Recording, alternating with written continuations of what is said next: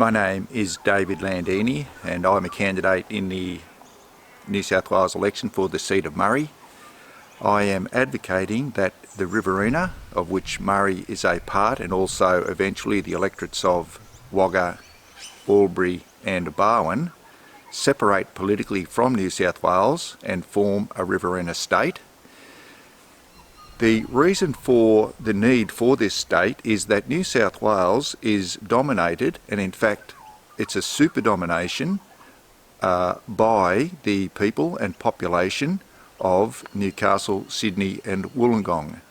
76% of the population of New South Wales is in these areas, and 76% of the politicians are in these areas. There are only 8 electorates and members of parliament west of the Great Dividing Range. This situation cannot be changed. This domination by a population that has very, very different economies, very, very different ideas, and even a different culture, has proven to be more and more detrimental over time, particularly relating to the management of natural resources such as water, also timber and other agricultural type practices. These industries are the basis for our prosperity and for our livelihoods. Regrettably, within that population of Newcastle, Sydney and Wollongong, there is a very large portion that is directly opposed to these natural resource based industries such as irrigation and forest timber harvesting, and this opposition is expressed by the 435,000 people that voted for the Greens in the 2019 state election. These people are officially opposed to the industries that are the basis for our prosperity. There are only 398,000 voters total west of the Great Dividing Range. This is the reason that the irrigation industry is being suppressed. It's why the water is being taken out. It's presented as an environmental issue. It's not really an environmental issue, it is a political issue.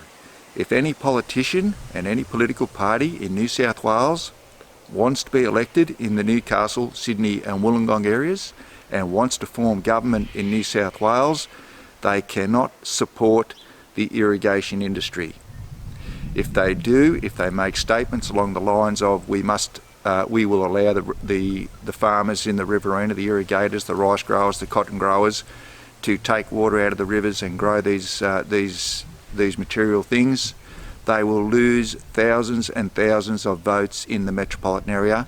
They will not be elected. They will lose government. That's how important it is.